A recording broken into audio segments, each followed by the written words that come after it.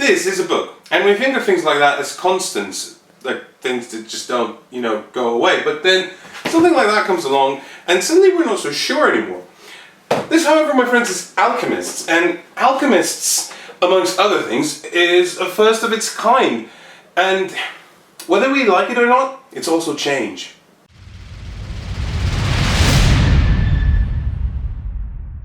Okay, maybe you don't quite agree with me. Maybe you simply don't think that this is the game that changes everything, the literal game changer. Maybe you're not convinced that this is a very good board game. Maybe you just don't think that apps are a thing that should be a thing together with board games.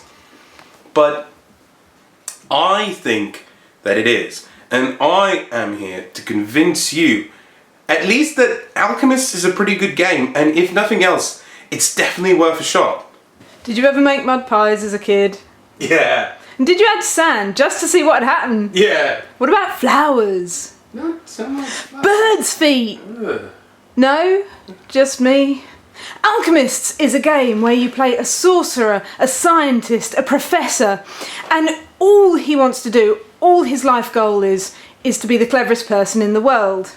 But actually, it really doesn't matter if you're clever or not, as long as you pretend you are. Doesn't? In chemistry, everything has a formula. Trees, birds, that overwhelming feeling that you're a small, insignificant part of the universe, and as such, you don't really have any control over your existence. In Alchemists, it's pretty much the same. Everything also has their own formula. It's pretty much composed of green, red, and blue minuses and pluses, which sounds simple, but actually it's a little bit more complicated than that.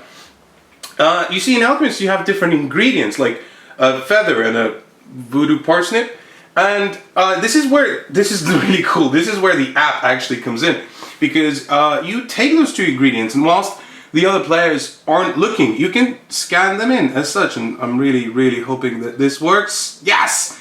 And see, you get a result, which is great, which means that you want to cross out things that are not that. I'm not really making this very clear, am I? Okay, bear with me. So this part of Alchemist is actually the most complicated one. But once you get your head around it, once you understand how it all works, it's actually really simple, and it becomes this logic puzzle of eliminating things that you know are not true and figuring out the ones that are. And based on that, you will be writing your theories. Okay, let me try and explain a little bit better. So in Alchemist, you have a number of ingredients, 8. And they're different things, like a blue flower or a purple mushroom. And what the game does, and this is really clever, there's an app, like I mentioned, and when you click Start New Game, it's going to randomly assign a formula to each ingredient, and no one knows what it is except for the app. And what you're trying to do throughout the game is figure out what formula corresponds to what ingredient, and there's a limited number of formulas as well, exactly the same number as there are ingredients. And each formula is composed of these 3 things. It's red plus or minus, green plus or minus, and blue plus or minus. And the way you figure it out is basically when you scan the 2 ingredients, so when you scan, for example, a blue mushroom and a purple flower, I said it the other way around, you're going to get a result that is common between those 2. So for example, if both of them have a red plus, you're going to be able to cross out on your sheet, on this matrix, every single entry for blue flower and purple mushroom that has a red minus, because you know that is not part of their formula. And that way, you just eliminated 4 out of the 8 possible formulas for each ingredient. You can do a few different things with this information. You can keep buying ingredients, mixing them up, and drinking whatever comes out of it. But if you're not quite that confident, because something's probably going to poison you along the line sooner or later, you can always give them to your students to drink. There's also the travelling adventurers who are, looking for a good time and buying your potions off you. You can say to them, look, I've definitely got something that will make a red plus or a green minus, and they'll give you a lot of gold for it. But actually, it doesn't really matter if you get it a bit wrong. They'll give you money for it anyway, because, it's going to do something to them. You can also publish a theory. You say, yeah, I know what I'm talking about. This is definitely this. And you slap your seal on it. And the great thing is, people will believe you because they don't know any better. Now, the seals, they will give you reputation victory points at the end of the game. But if you're not quite sure, you can kind of hedge your bets and put a question mark seal on, which won't give you any reputation, but it will stop you losing reputation as well. Now, your other wizards, your wizarding friends, they can support you in your theories and they can put their seals on your theories too. But they can also say to you, you're talking a load of rubbish, you sorcering lunatic. And they can try and disprove your theories. And if they get it right, they will get the reputation for it and you will lose it. And one of the things you might be wondering right now is, why am I so hunched over? Well, because I can't possibly decide whether this is a Euro game or a thematic Ameritrash game. I mean, it can't be Ameritrash because it's not really made in America, although that's not one of the criteria anyway. It is quite thematic, isn't it? There's a lot of little rules, and this rulebook, by the way, mushrooms and feathers and all kinds of stuff. This rulebook is really well written. It's really funny because every rule that it explains, every little bio rule, has a reason for it, a thematic reason. For example, Elaine mentioned testing a potion on a student. So the first time you do it, it's free because the student is a willing person of science that wants to contribute, so he'll drink it. If you poison him, then he says, actually, you got to pay me money now to do that. Yeah, and then the next year he's not going to want money because it's a different student entirely. And he doesn't know anything. Yeah, I find it hilarious personally, but it is at the end of the day, I think, a Euro game because it's all about these victory points, and you win if you have the most victory points, and it does have a lot of Euro elements. It is, at the end of the day, a strategy game, and that strategy mostly comes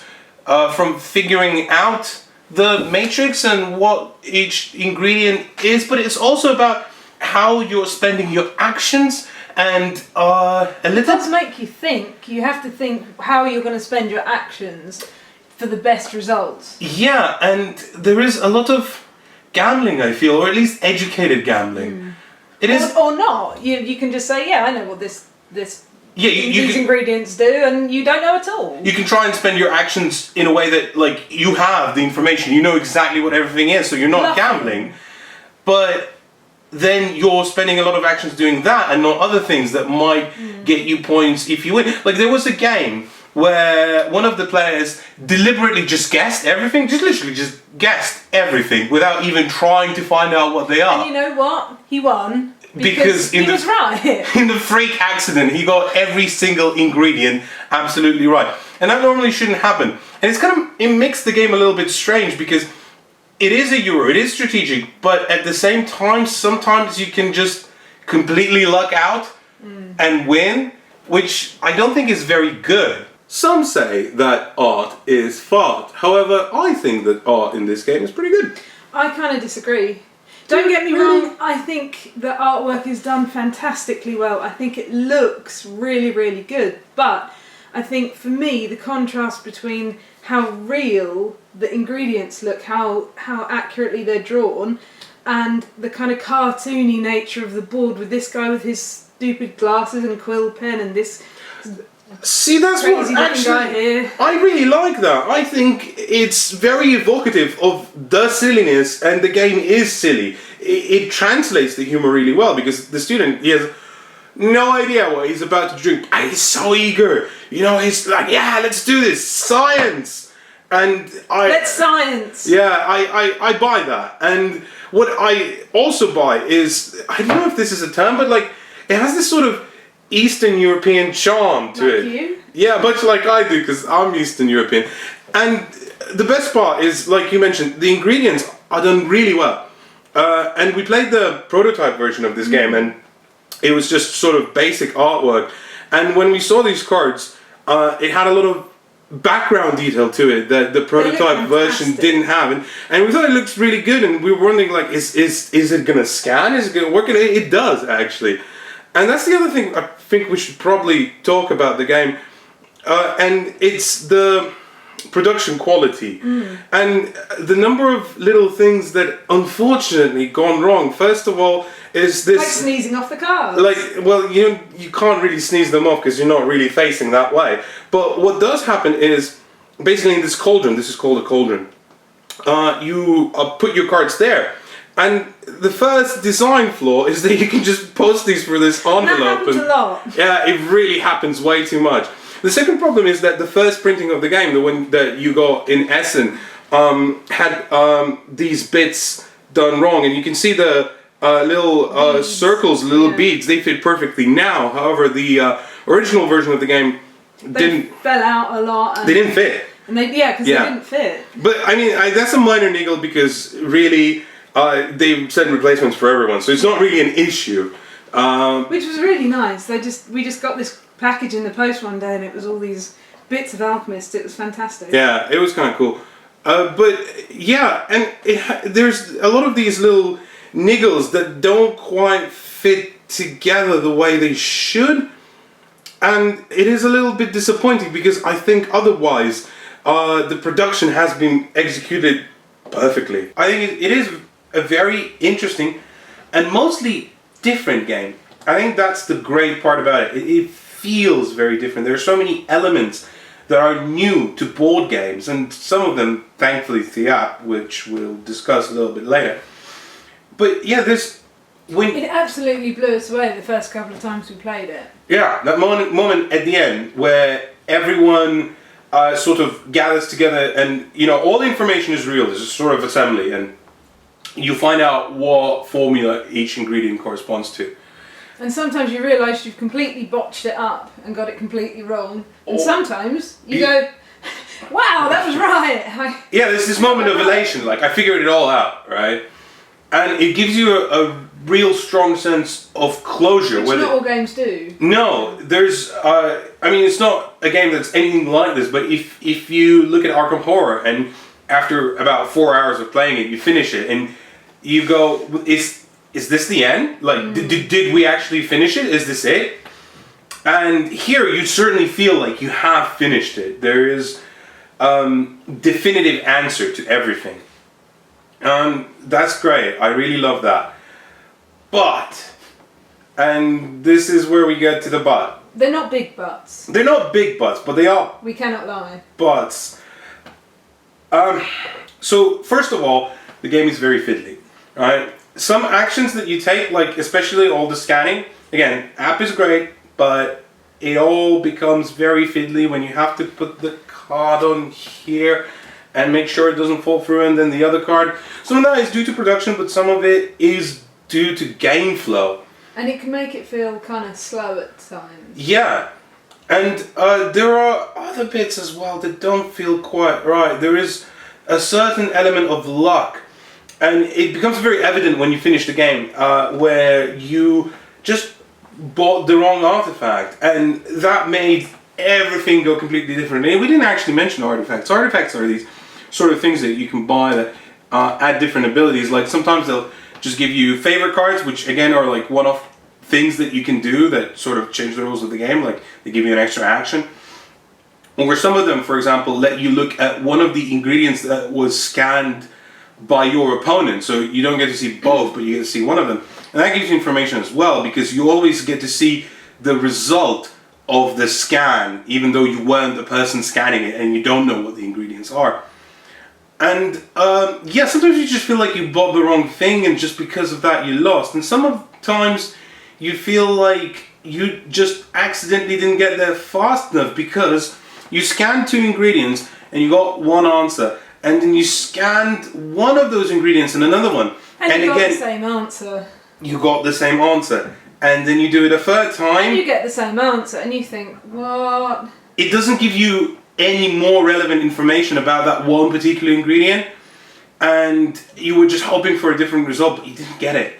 And it slows you down, and it is a little bit random. You have no control over it.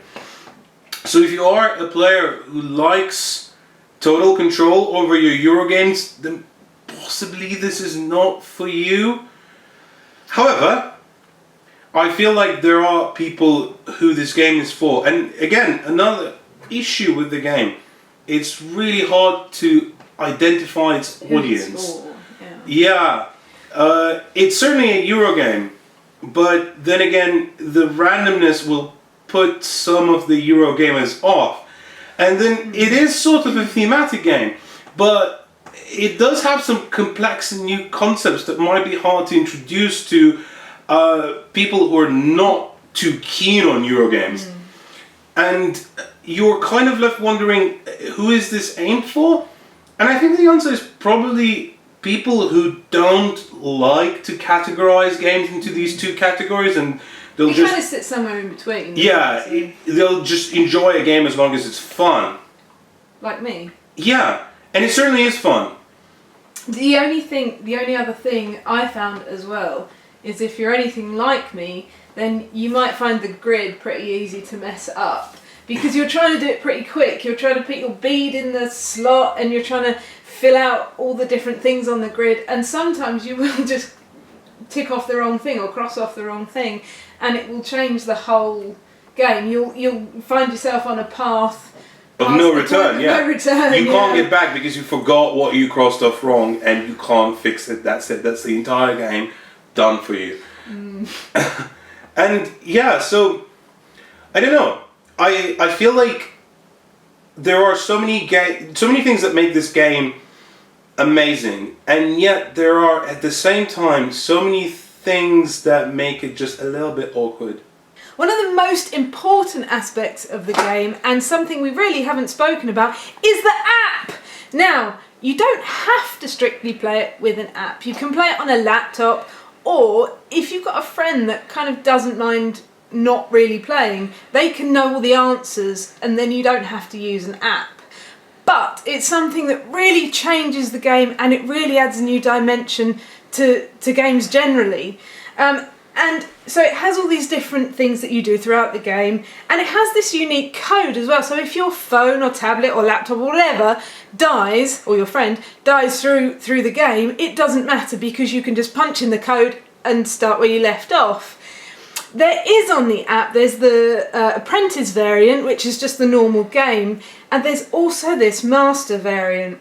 Now that makes the game harder, but we don't feel in a really good way, because it kind of just randomizes it a bit more and just makes it a bit more awkward. And there's one more thing. Don't play the game in low light, because the app just doesn't want to scan anything. So who's going to play the game in the dark? Maybe you don't have a good light bulb. Like we do, because we're very white right now. Okay, so would we buy, play, or stay away Alchemists? To me it's a buy. For me, it's also a buy, but there's a very big but. And the big but is that Alchemists, like we mentioned, isn't just for everyone. There are people that are simply... They're not going to like it. Not going to like it. And there is also another but, is that after the magic wears off, which is about your third or fourth playthrough, you're going to start feeling like the game is wearing a little bit thin. But I think, on the other hand, it's come on leaps and bounds in gameplay. I think it's really opened up a new genre of gaming to have an app when you're playing the game. Yeah, what it does effectively is it eliminates the need for a person who just can't do anything in the game because they know all the information. So it allows for an actually really cool hidden information game, not in the same way like Resistance, where it's a lot more complicated, it has a lot more nuance, it has more fun, I think, even. And for me, it's probably one of the best games of last year because it tries to do something different. It's brave enough, it's the pioneer, it's the Leica of board games. And that is why I would say buy Alchemists, but with a very sort of big beware sign on it.